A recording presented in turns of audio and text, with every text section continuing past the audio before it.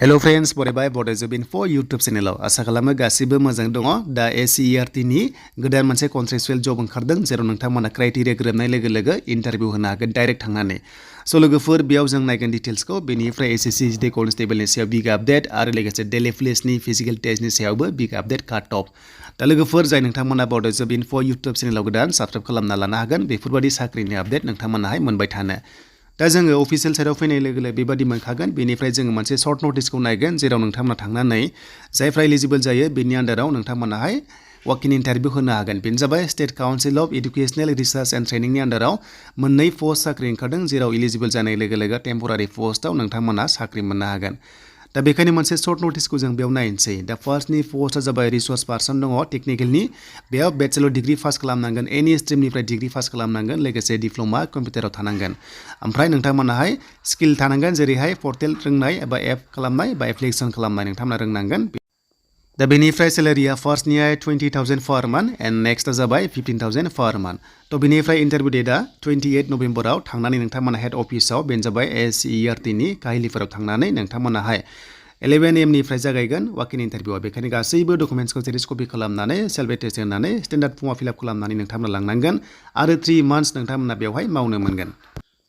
सो दानिया फैदो SSC नि सायाव डिसकास बेनो जाबाय जिडि कन्स्टेबल नोंथांमोननि साख्रि 10 पास जानाय लोगो हागोन दा गोबां कमेन्ट्स फैदों मैयानि भिडिअआव जे बे नंगौ आरो नङा लेटेस्ट आपडेट दासिमबो गैया अफिसियेल नटिसआव जेराव 75,000 भेकेन्सिस गोबां भाइरेल नटिस गोसारगासिनो दङ आरो बे नटिसआ नोंथांमोना एसे नटिस खालामना नुगोन जे फट' बिनाय अप्सना 2022 नि डेट मिन्स बेखौहाय सोरबा एडिट खालामनानैहाय ओरैबायदि अप्सन खालामदों जे फट' बिनायाव बेयाव थालांबाय दा फट' बिनाया 2022 बिदों नाथाय SSC जिडिआ माब्लाबाबो फुराना फट' बिया बेखायनो 2023 निसो फट' बिगोन जेरावहाय 3 मान्थ्स अलनि बारा जानो मोना आरो डेट होआबा नोंथांमोना प्रिन्ट अफ डेट होआबा रिजेक्ट जागोन जेरै डेली पुलिसआव रिजेक्ट जादों स' बेनिफ्राय नोंथांमोननि भेकेन्सिया हले एप्लाइ जानो गोनांखा बेनो जाबाय 2023 नि 24 नभेम्बर एबा 22 नभेम्बर जानाय लोगो नोंथांमोना अनलाइन खालामनो हासिगोन दा बेयाव पस्टआ बेसेबां फैमारगोन डिक्लेयार खालामाखै दासिमबो नाथाय पस्टआ 50,000 नि बारा चान्सआ दंखायो मानोना जिडि कन्स्टेबलाव गोबां भेकेन्सि दङ स' बेखायनो 24 नभेम्बर जानाय लोगो नोंथांमोननि लिंकआ एक्टिभ जागोन बेथ' रिलानो बेखौ बयबो नंगौ होनदों नाथाय अफिसियेल नटिसआ दासिमबो पाब्लिश खालामाखै SSC पर्टेलनिफ्राय स' बेखायनो बेयाव खालामसिगोन थाबैनो लेटेस्ट निउसआव फैथारसिगोन थाबैनो दा लोगोफोर जोंहा गोबां कनफिउज जादों जिडि कन्स्टेबलाव भेकेन्सिया गोबां दङ स' बेखायनो मोननै एग्जाम केलेन्डार ओंखारबाय दा सिगाङाव ओंखारनाया 2023 आव मोनसे आरो दायो ओंखारबाय 2024 आव मोनसे स' बेखायनो जों बेयाव डिसकास खालामगोन 2024 आवबो मोनसे जिडि कन्स्टेबलनि पस्टआ फैगोन आरो दायो प्रेजेन्टआव फैनो गोनां मोनसे जिडि कन्स्टेबल दा लोगोफोर नोंथांमोना मिथिखागौ जे दा बावैनो 2024 नि 24 नभेम्बराव लिंकआ एक्टिभ जानो थांगासिनो दङ जिडि कन्स्टेबलाव दा बेनिनो मोनसे भाइरेल नटिसआ गोबां गोसारगासिनो दङ 75,000 पस्ट होननानै नाथाय बे अफिसियेल नङा नाथाय पस्टआ हले नोंथांमोना फैगोन नोंथांमोनाहाय मोनगोन आरो लोगोसे 2024 आवबो मोनसे नै एग्जाम केलेन्डार बेनो जाबाय जिडि कन्स्टेबलआ 27 आगस्टआव जागोन 2024 नि स' बेयावबो मोनसे गोदानै पस्ट दङ जिडि कन्स्टेबलाव दा बेखौ साननांगौ जे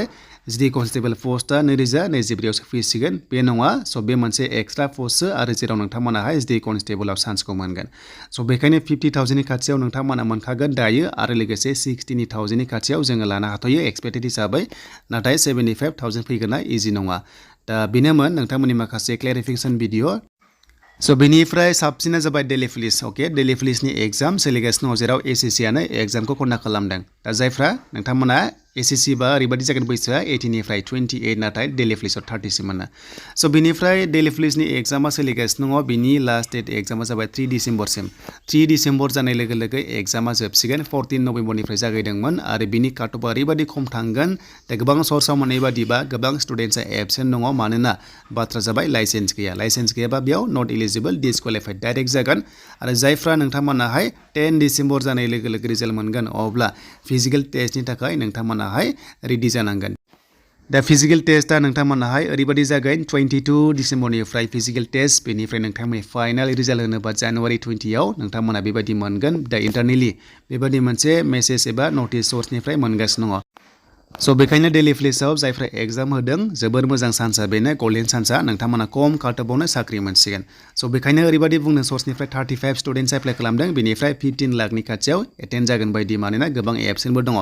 जाहोना जाबाय LMB लाइसेन्स गैया LMB लाइसेन्स गैया माने नोंथांमोना बेयाव नट इलिजिबल जायफ्रा एग्जाम होदों पास जादोंबाबो बेयाव रानिं खालामनो मोना स' बेखायनो खम काटअफ थांगोन आरो खम काटअफआवनो साख्रि मोननायनि चान्सआ दङ थांनाय बोसोराव 65 थांदों नाथाय देग्लाय खम थांगोन मानोना गोबां एबसेन्ट जादों स' बेनिफ्राय एग्जाम सेन्टाराबो गोबां गोजान गोजान जादों होननानै गोबां सर्सनिफ्राय मोननाय जादों देन अब्ला जायफ्रानोखि नोंथांमोना एग्जाम होदों ST आव हिसाबै स' नोंथांमोना 48 निफ्राय 50 नि गेजेराव दङबा र' स्कराहाय फिजिकेल टेस्टनि थाखाय नोंथांमोना रेडि जानो हायो मानोना खम काटअफ थांगोन हिन्जावफ्रा 39 निफ्राय 40 नि गेजेराव मोनदोंबा नोंथांमोना फिजिकेल टेस्टनि थाखाय रेडि जानो हायो जेराव 1600 मिटार्स खारनांगौ दा जोबोर इजि इसिबां गोराबो नङा बेनिफ्राय लं जाम्प हाइ जाम्प दङ